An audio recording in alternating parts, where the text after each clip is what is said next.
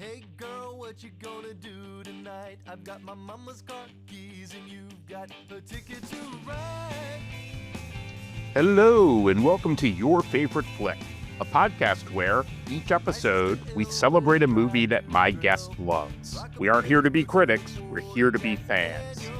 It's a surprise episode today. We had some technical issues with our promised Good Will Hunting interview, which is to say that yours truly probably screwed it up somehow.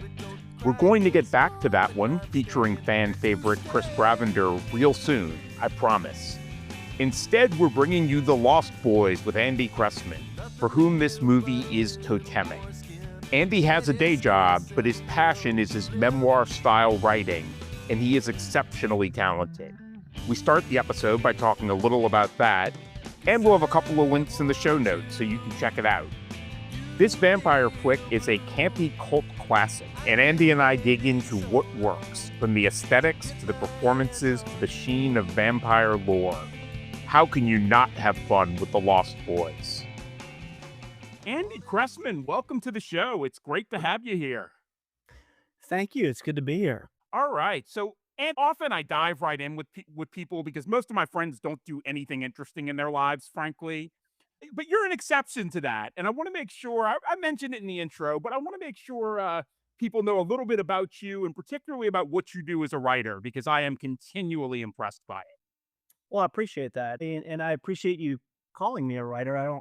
I'm not a published author yet, but I have two kids, and my first child, Cole, he was born with brain damage and with some disabilities. And I kind of discovered very early on when he was in the neonatal intensive care unit, or NICU, that writing was like a real form of catharsis for me. We started a blog and updating people that were asking how he was doing rather than respond to a bunch of text messages multiple times per day. I decided to just start a blog and provide updates, and that led to me kind of making sense of the whirlwind that we were experiencing at that time through writing. And then that has fast forward 14 years later, and that's turned into I finally have gotten around to finishing the first draft of a manuscript of a memoir that I'm hoping to publish.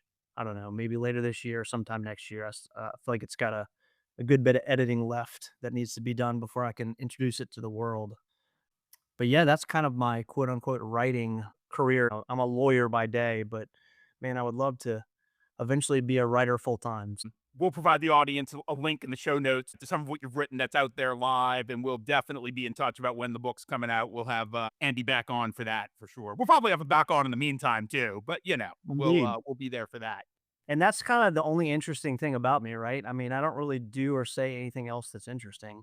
Well, I mean, we're going to get to some things I dislike about you as we go, but I just wanted to get the one thing I like about you out of the way up front. Okay. That we're like 5 minutes in, and that's it. You could do a whole episode of your dislikes of me. So, quick summary of the show, y'all. Andy, great dad, great writer. And Andy, it's been great having you with us. Let's do this again soon. So, when we first talked about this, Andy, you kind of threw out that you're not a movie fan in the way some of our nerdier friends, myself very much included, are. But you said, if you want to talk about The Lost Boys, I am your man to talk about The Lost Boys. So we'll get into that movie in a minute. But I'd love to hear a little bit first about what's your history as a movie fan? What role have movies played in your life? Nostalgia really has a lot to do with it. I grew up with two older sisters. Oldest was 8 years older than me, and then middle child was 5 years older. So they were kind of like my connection to Gen X. You're like 3 or 4 years older than me. I was born in '80, and so I'm like the oldest millennial possible, and just missed the cutoff for Gen X. Yeah. But by having the two older sisters like that, that was kind of my connection to a lot of '80s movies that I otherwise wouldn't have discovered if I was an only child or if I was the oldest. Credit my older sisters for introducing me to a lot of those '80s movies, this one included.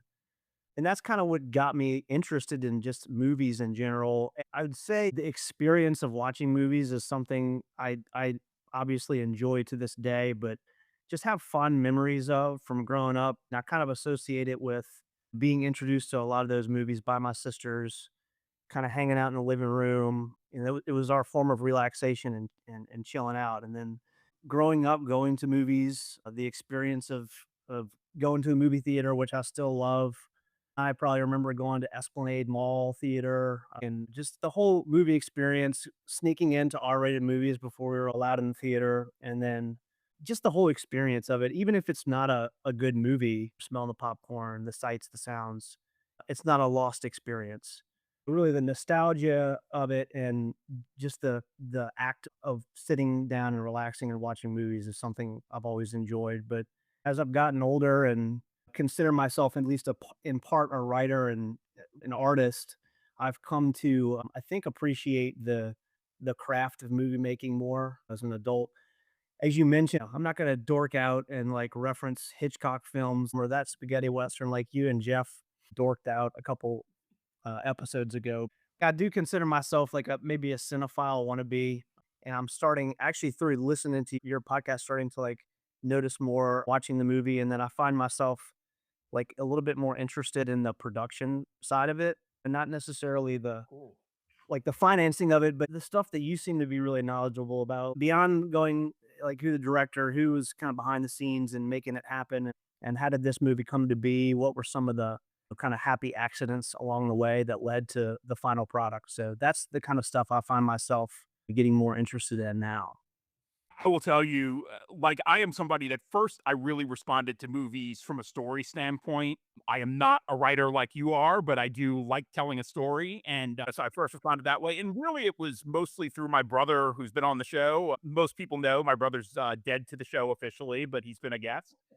It was mostly through him getting into the industry that I really started paying attention more to how films were made and how they were put together.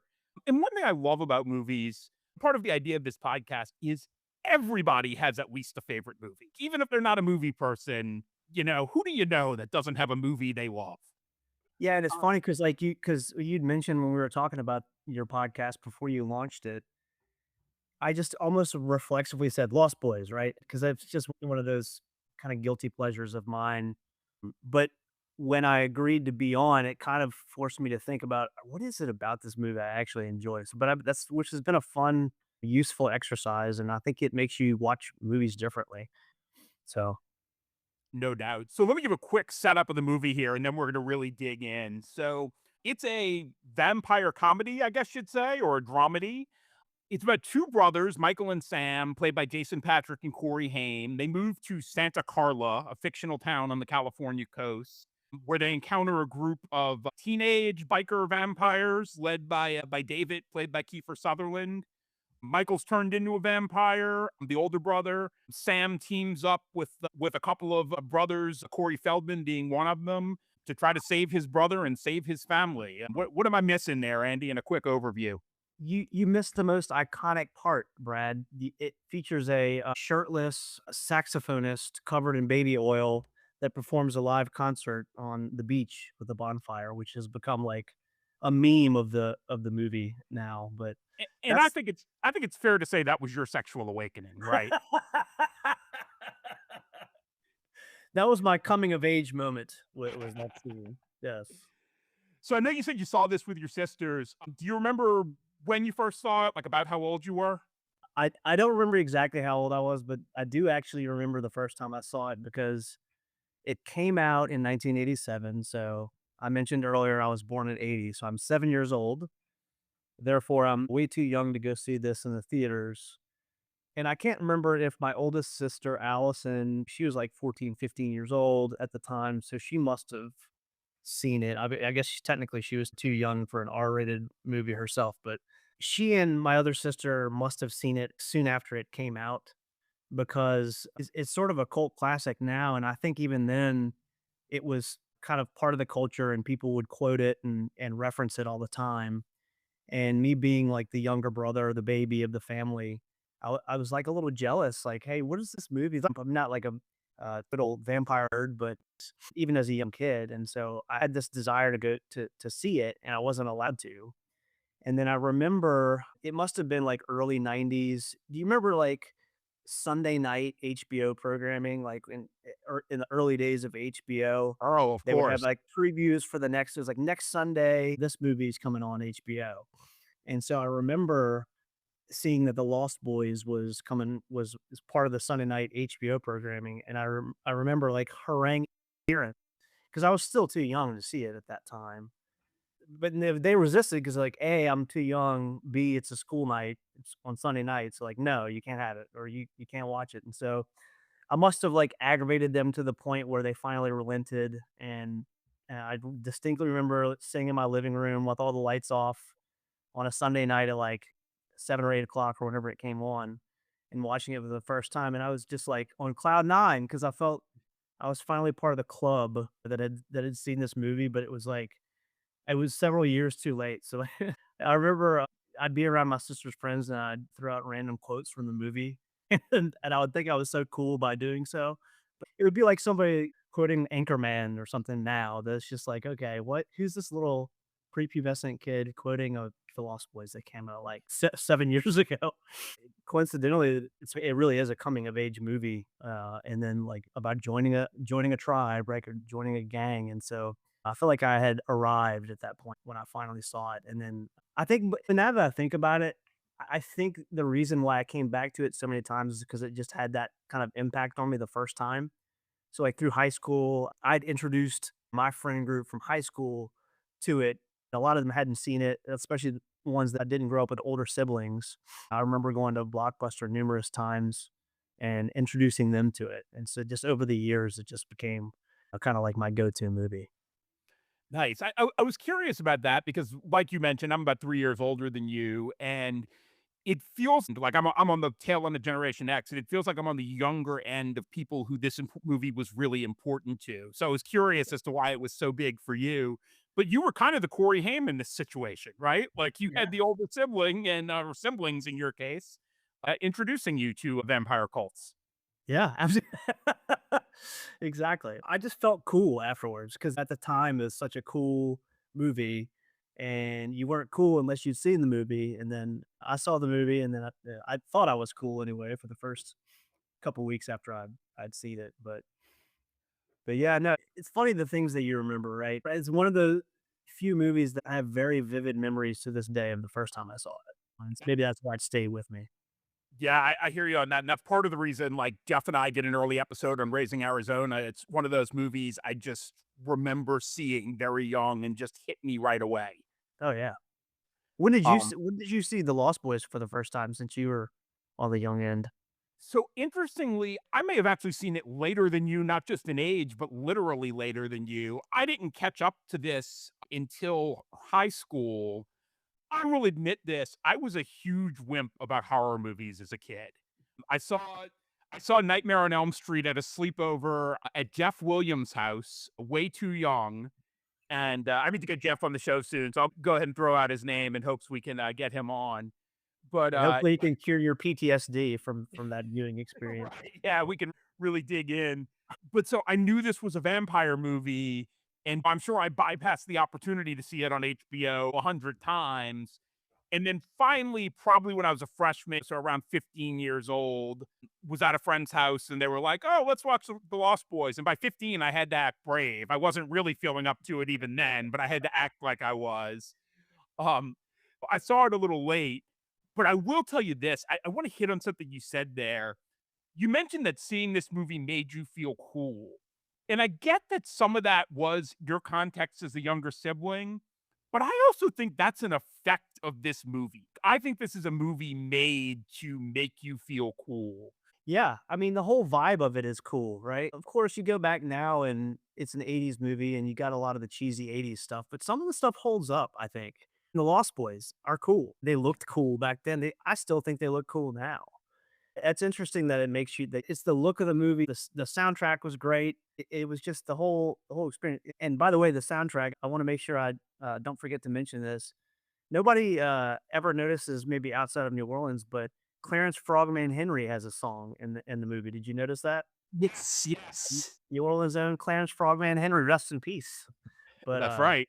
the scene when Corey Haim's in the bathtub, he's listening to Ain't Got No Got Home No by Home, Clarence Allman. and singing along to it too. Yeah, and sick when it's just like, where did that even come from, right? Like, how did that random song that nobody's ever heard of really outside of New Orleans make it into a blockbuster film? Anyway. So I know, like you said, you don't get as into the director thing as I do, but it's directed by Joel Schumacher, who went on to do things like the third Batman movie, the one with Val Kilmer, and like, With the nipples on the Batman suit? well, that's the fourth one. That's the George Clooney one. But Oh, yes, he did that one as well. But he's definitely a guy who liked big showy stuff, both visually, but also like that bathroom scene. It's kind of ridiculous that we have like a 3-minute scene of him singing in the bathtub, right? But I think it works. yeah. There's a lot of scenes in there, it's like, do we really need that scene? No, you probably don't from a story arc perspective, but yeah, you're right, it just there's a lot of just random stuff in there that just works, you know? And yeah, Schumacher I do have favorite directors out there. Schumacher's probably not one of them. I mean, he's had a couple other good movies that I've liked, but I will credit him with this one because my understanding is that originally it was supposed to be Richard Donner was tapped as the director, and then he ended up going and directing Lethal Weapon, which I guess came out that same year, the original Lethal Weapon. I think he's listed Richard Donner is as executive producer or one of the producers. And so they brought Schumacher in, and one thing, the original script was the Lost Boys they were all younger, right? They were supposed to be prepubescent, and it was gonna be like a Goonies vampire movie, which sounds Oh, ridiculous. interesting. Yeah, I love Goonies, but, imagine if it had that feel and it was all boys, there was no, like, love but so Schumacher comes in and he's like, "Nah," he mixes it up, he's like, "Let now I want them to be, I want them to be vampires, I want them to be cool, I want them to be sexy, and then I want there to be a love interest," so the character played by Jamie Gertz, Star, I think was originally a male character, and he comes in. So it just goes to show you some of the early decisions a director can make that completely changes the trajectory of the movie. And the movie wouldn't have worked as a Goonies gone vampires thing. I think that would have been dumb, but It certainly wouldn't have become the sort of generational icon that it became, because I think it was very much about this teenage rebellion, and not to get too deep on it, but maybe kind of feeling like vampire outcasts in a way. That's interesting to me. It makes me wonder, I didn't know that. It makes me wonder if that's why it's boys in the title. yeah, I don't I think maybe that was the original. I don't know this. I'm speculating, but I think that was the original title, and it makes sense because the whole Peter Pan reference. Right. Yeah, for them to be younger boys. You bring Schumacher in, and he makes that decision. We mentioned the soundtrack earlier. It's a really good soundtrack, and I think this was '87 was in the heyday of music videos and MTV, right? And I think Absolutely. a lot of these folks that had songs on the soundtrack they agreed to have their songs on the soundtrack in exchange for Schumacher directing a music video for them. And the music is a huge part of the vibe. Absolutely. This is something that I feel like you'll hear leveled at movies of this era as a criticism. I don't mean it that way, but there is a degree to which this movie feels like a prolonged music video. It's just a lot of flash.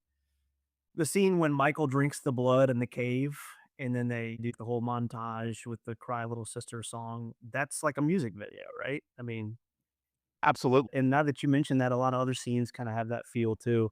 So, not that I need a number on this, but how often do you watch this movie even now? Is it something you go back to again and again in adulthood? I do, not as much now. I watched it a lot through high school and I introduced my friends to it. So you mentioned the kind of the genre. I guess it's considered a horror comedy, but I do remember at Blockbuster Video anyway, it was always in the horror section. And maybe that's what scared you away from it for so many until you were 15. I probably watched it an unhealthy amount of times right after college, living in DC, and we come home and I just throw it on. And my roommate at the time is like, "What is wrong with you? What is it with you in this movie?" I'm like, "I don't know, man. It's just brings back good memories." Around Halloween, my kids are old enough now at 14 and almost 12 where I feel comfortable having them watch it. In the month of October, we like to watch. I'm kind of like you. Honestly, I'm not a giant horror movie fan. I'm still kind of a wuss. But we do have our at least gothic and creepier movies that we watch in the month of October. So I introduced my kids to this one, and my wife had never seen it. I don't think. I mean, she's 3 years younger than me, so and she's the oldest, so I don't know why she would have seen it. I introduced a lot of people to this movie, Bradley, a lot. That, that is awesome. I love when we have people on who don't just love a movie, that they have been like advocates Yeah, for that that's right. movie, throughout their life. And part of the reason I ask you that is when I told a few people that we were doing this episode, first of all, people already excited for this one because they're somewhere in our from a few years older than me to like your age. And a couple people mentioned to me that this was a real comfort movie for them. It was a movie that if they were feeling down or just had a shitty day, that The Lost Boys is one they'd turn on. And it hasn't served that role for me, but again, I came to it a little later. It doesn't on its surface seem like a comfort movie. Uh, I'm interested if you have thoughts on why that might be, if it works for you that way and why it might work for people that I way. think it's probably nostalgia, man. You're right. A horror. You don't think of a horror movie, and let's just go ahead and call it a horror movie, although it is funny. You don't think of a horror movie as a comfort movie, but I think people just have so much nostalgia around it. I don't know what it was like when it first. It didn't win any Academy Awards or really do particularly well at the box office, from what I understand, in 1987. But it made a huge impact. And so, for your friends that have told you that it's a comfort movie, I'm curious if are they so they're older than us and probably Yeah, saw it in theaters or yeah, the two people who specifically said comfort movie are both a couple years older than me, actually. So both like very early 50s. So that Mm. may play into it that they were really target market for this when it came out. Yeah, I think it's nostalgia. It's probably a comfort movie in the same way that a lot of John Hughes movies are comfort movies to us. It reminds you of simpler times, you know? In thinking about it, and this is one of those things I'm going to say, and then people are going to prove me wrong with 300 different movies, but it does feel different than anything else that was being made for teens at that point. And I know it was R, but come on, they knew the audience for this was teens. And they Right. knew it was going to be people sneaking in. There were horror movies certainly out there that teens like. There was Friday the 13th, that kind of thing. But like, there hadn't, to my mind, been much made that was this kind of cool with a horror movie bent, or really like kind of MTV cool at all in movie theaters. Yeah. And I think it actually it was for those that are fans of vampire lore and vampire mythology. I think it made some cool riffs on that. Like vampires have always been seductive, right? And this was just like a cool riff on that and making them teenagers and making them look cool. And they're so free and they fly and they don't have any responsibilities and any parents apparently and making that sort of the allure of them, which was interesting. I think that's a great point that for a teen audience, like it sexualized vampires, which of course has always been part of the vampire myth, but because of the constraints of movie rules, that maybe wasn't shown as much, especially in a movie that kids would have seen. Yeah, this could be a very gay movie too. I was listening to another podcast about it. One of the podcasters is a gay guy, and he was like, "This is the gayest movie I've ever seen, but I love it." And then I wasn't thinking about it at the time. And I was like, "Oh yeah, I can totally see that." Obviously, Jason Patrick's attracted to the Jamie Gertz character, but you get the sense he's just as attracted to Kiefer Sutherland. Right, You know, I'm not right. saying he was not necessarily in a sexual way, but certainly in a way that feels like it has a sexual element to it. That's right. And actually, you joked about it earlier about like the saxophone guy being my coming of age moment. So actually, there's a friend and neighbor of mine lives across the street. He's gay and throws a Halloween party every year. And I joked with my wife one year that I was going to go as the saxophone guy from the Lost Boys, and which by the way, she expressly prohibited me from doing, thankfully. And I mentioned that to my friend who throws the party, and he was like, "Oh my god, that's how I knew I was gay when I saw that guy when I saw this Mexican guy for the first time." So it really was a coming out slash coming of age moment for him as well. You mentioned that, which is an aesthetic choice in its own, but that's also within this huge concert scene on the boardwalk. And one of the things that hit me rewatching this movie for this episode is just how like big and elaborate the sets are in this movie. Like, there's the boardwalk area, there's the vampire lair, there's the house they live in, which is like this ridiculous house that the grandfather lives in. I'm interested in your take on any or all of those. Yeah, I mean, visually, it's a beautiful film, and I think, like, another thing that I like about this movie is I went a long time being very drawn to California. Like, I remember, going through a early high school, I wanted to go to college out there, I didn't end up doing that, but I've always been kinda drawn to beach towns here, and this was filmed, in Santa Cruz. I mean, obviously, Santa Carla is a fictional town, but you can go out there, I mean, the boardwalk's still there, and you can go and take the Lost Boys tours, and you can see where various scenes were filmed, but yeah, it's a gorgeous film visually for that reason. There's one little piece of trivia I do know about Joel Schumacher is early in his career, I think he was already working to become a director, but wasn't yet. And he actually did display windows for one of the big department stores in New York. Um, and I feel like you could see some of that aesthetic in this of like, oh, I'm going to Um build these amazing spaces. Yeah, and also you can see it in the wardrobe. I mean, wardrobe is not something I typically pay attention to or notice in movies, but you notice them here. You Oh know, yeah. like Corey Haim's. Watch it now, and especially the stuff they put Corey Haim in is just absolutely absurd.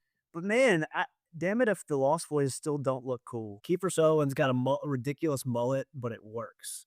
Alexander Winters, who would go on to be Bill from Bill and Ted's, has this ridiculous jacket, and this ridiculous hair, but it works, you know? Oh, absolutely. And one thing I really noticed on this viewing, the Lost Boys themselves have relatively little screen time. So they really need to make an impression in the screen time they have. And I think in some ways for me, and we'll get into performances a little bit, but in some ways for me, they are the thing that works best in the movie. Especially the lesser ones. Kiefer's got his lines, but the other 3, what's the dark-haired one? Billy Worth. He has, like, 2 lines in the whole movie. They get very little screen time, but they do a lot with the screen time that they do get. Not because it Now, I don't think because of any particular acting prowess. In fact, the acting, other than Kiefer from the Lost Boys anyways, not the greatest, but it's the look of them, and it's the vibe. Yeah, I'm so glad you called out the costuming. And it's like this classic Hell's Angels vibe, twisted with 80s, struggling for the right word, but kind of a glam look on top Yeah. of a biker base. They look like rock stars, man. And one of them, there's a joke, it's the blonde-haired one played by Brooke McCarter.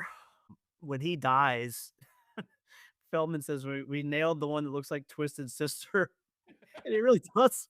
He really does look like the dude from Twisted Sister. A lot of the movie is like a music video, and because these guys look like rock stars.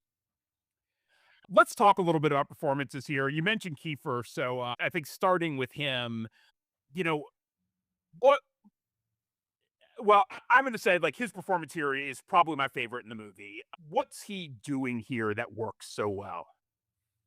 I think he makes a great villain. You know, he doesn't always play a villain. He does a lot with a little. I don't know how many words he says, but he just makes a great villain. And I don't know what movies he had done. I know he had done some movies prior to this one, but he was still, other than being Donald Sutherland's son, I don't know that he was all that known of a commodity in his own right as an actor at that point. I don't think he was all that established yet.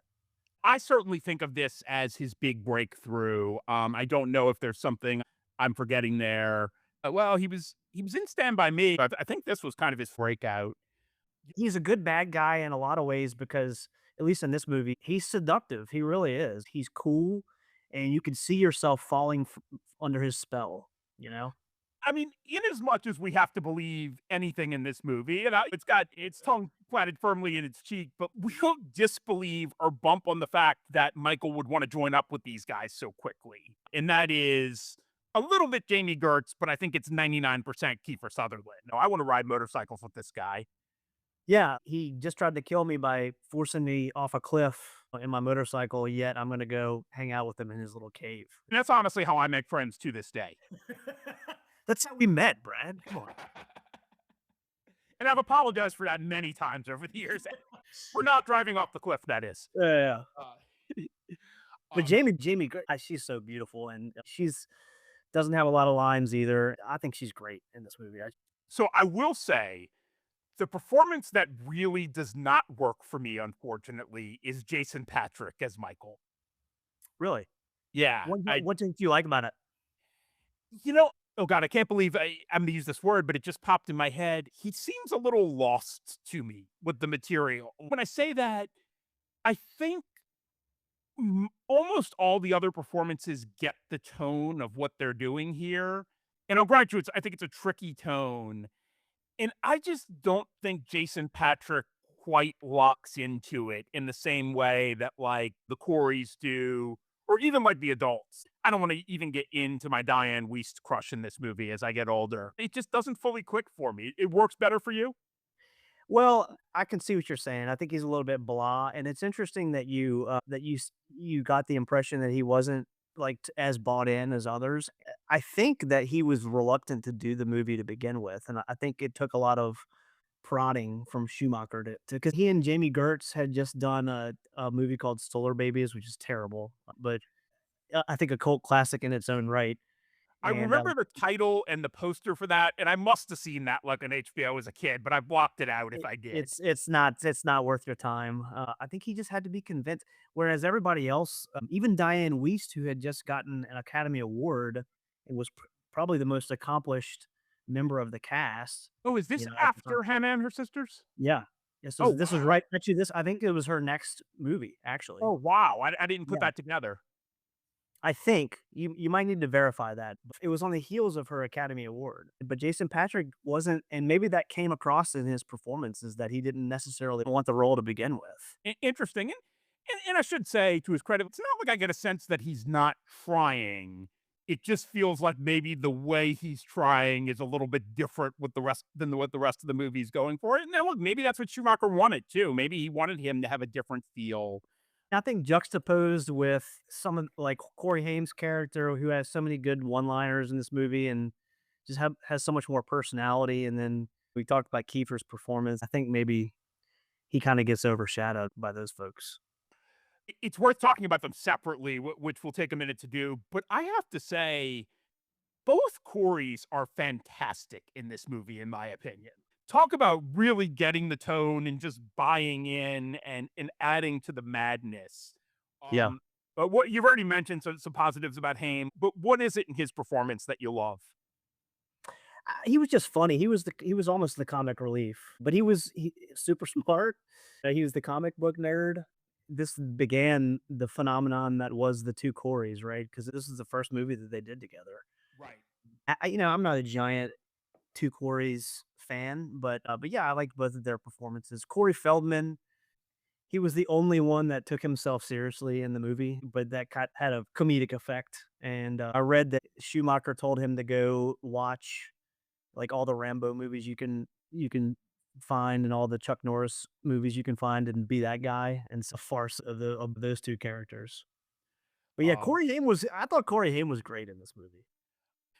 it blew me away how good he was. Just because I was probably carrying the baggage of later Corey movies, and Feldman surprised me less because Feldman is legitimately great in Goonies. So I knew he had it in his bag.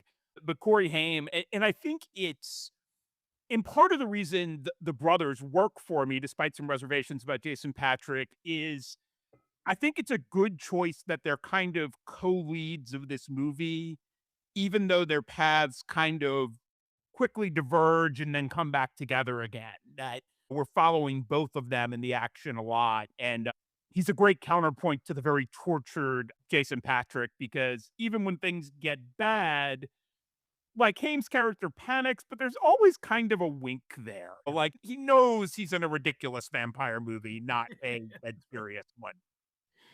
So you think Jason Patrick took himself too seriously in the role? I almost hate to say took himself too seriously. With a couple exceptions, I'm not the world's biggest Jason Patrick fan in general, so I will admit I have that baggage. I didn't so much get the sense of him feeling like I'm above this material, like that kind of self seriousness. More that he just didn't quite find the tone of the material that he was trying, but for me at least, didn't quite hit it. Now, he is, in fairness, kind of the tragic figure, and he ends up in that role very quickly. It's kind of amazing how quickly he becomes a vampire. I'd forgotten that, but it's like he meets these guys and he's a vampire that night.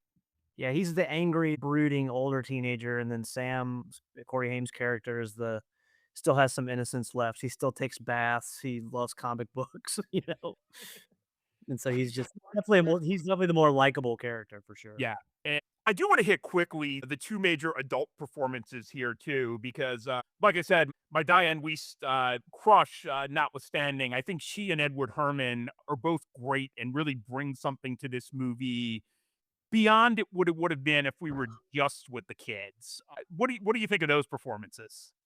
She was great. She kills the single mom role, almost like she's typecast and as a single mom in a lot of ways. I don't know how she is in person, but she comes across as the sweetest, most likable character in this movie. Ex hippie and kind of wants to be the cool mom, which was probably pretty common in the 80s, right? You had a lot of parents that grew up in the 60s, divorces. Uh, I feel like divorce is a major theme in 80s movies too, right? I mean, how kids cope with their parents getting divorced and them following one parent to do whatever. But yeah, Diane Wiest's performance is great.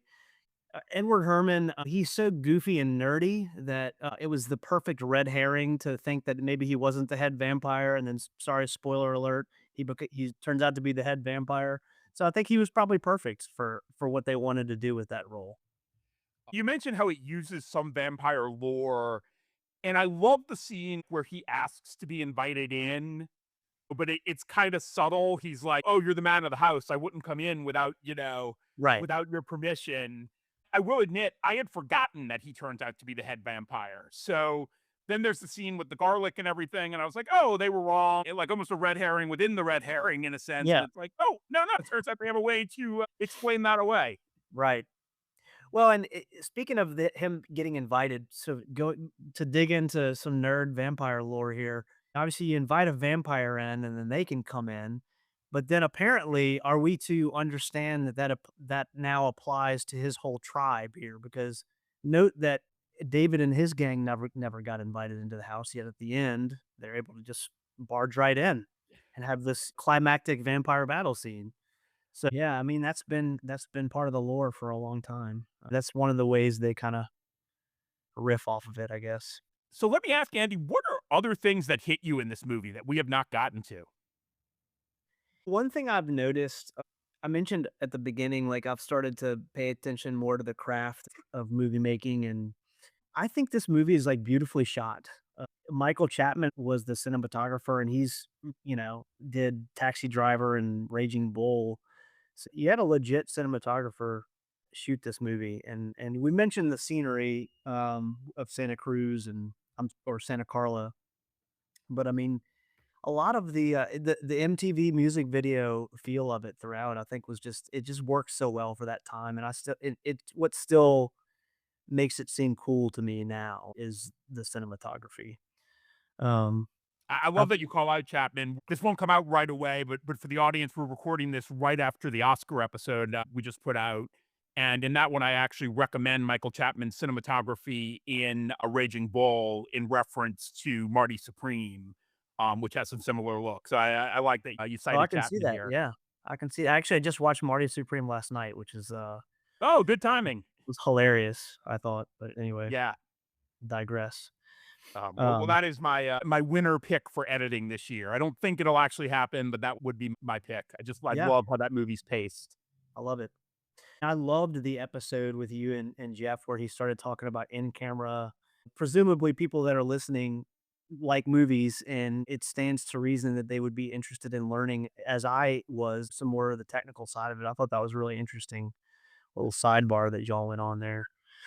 I'm thrilled to hear it, and the hope is these episodes will always be a mix, like to talk about Yeah. what the guest is interested in. So when I have a couple of Jeff's industry friends coming on soon, so we'll Oh, probably perfect. dive into more of that. Although the first one of those I did is his friend Rhett Ben talking about Pee Wee Herman, and he's just like, we were so into Pee Wee himself that I don't know that we got to enough of the filmmaking.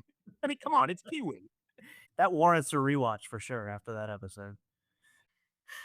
this is not a award-winning screenplay by any means, but I thought it was interesting that the irony of this being a coming of age movie about like joining a gang of vampires that never get old. I thought that was an interesting little. I don't know if that was intentional or not, No, but I thought that's a great point, and that speaks to the Lost Boys of it, right? Of, right. as in the Peter Pan Lost Boys, of that never wanting to get old thing. That strikes an interesting ambivalence of your teenage years. You want desperately to be an adult, but you also don't want to let go of being a kid. Right. Absolutely. It's very much a movie about peer pressure in that way too. Why which is probably why it resonated with the teen audience so heavily when you're dealing with the various peer pressures inherent in being a high schooler.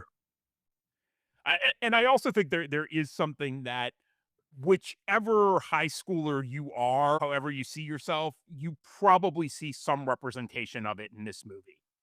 Another thing I thought it and I just learned this. So when Schumacher decided on his cast, other than Diane Wiest, who had come off an Academy Award, it wasn't a highly accomplished cast, and so Warner Brothers, I think, was giving him some pushback and felt like they needed more big names on there to attract attention.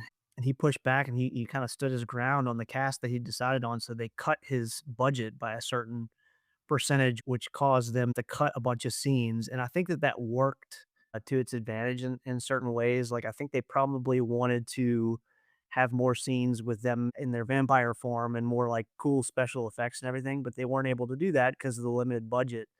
But I think that worked well. Yeah, and that's another scene that I love in this movie is when you first when the scene when they kill the surf Nazis, when you see them in their vampire form for the first time, and the Run DMC version of Walk This Way is playing in the background. That's kind of a climactic part of the film, and because that doesn't come until like almost like 75% of the way through the movie. And I don't think it would have been as cool of a scene had you seen them in their vampire form, or you'd had a bunch of cool special effects prior to that. Because prior to that, all the quote unquote kill scenes are you don't see them. It's like people getting snatched up into the sky by some mysterious force, you know.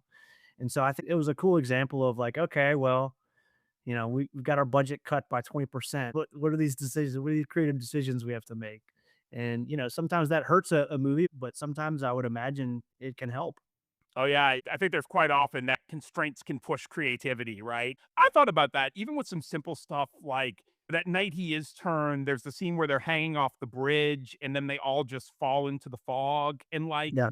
probably your instinct there, if you had the budget, would be to do something really big with the vampires at that point. Yeah. But he plays is very understated in a great way that they just kind of drop into the fog and then he wakes up in his bedroom, Right. and we don't know exactly what happened. And it works, and it's annoying. It's like, how did he get home? Did they take him? But it's just it works.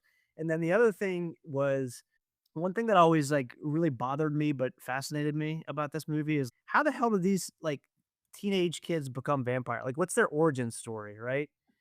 I think one of the things that was cut was at the end of the movie, they were going to flash back to the vampire cave and recall like it used to be the hottest resort in Santa Carla at the turn of the century and then fell into the cracks with the earthquake. They were going to show Max like in early 1900s garb just to imply that hey, he's been around for a minute there in Santa Carla. And they cut that out, which I don't know, it lends to its mystery, but it also has always bothered me. It's like, can we get a prequel or something like showing how these random kids became vampires?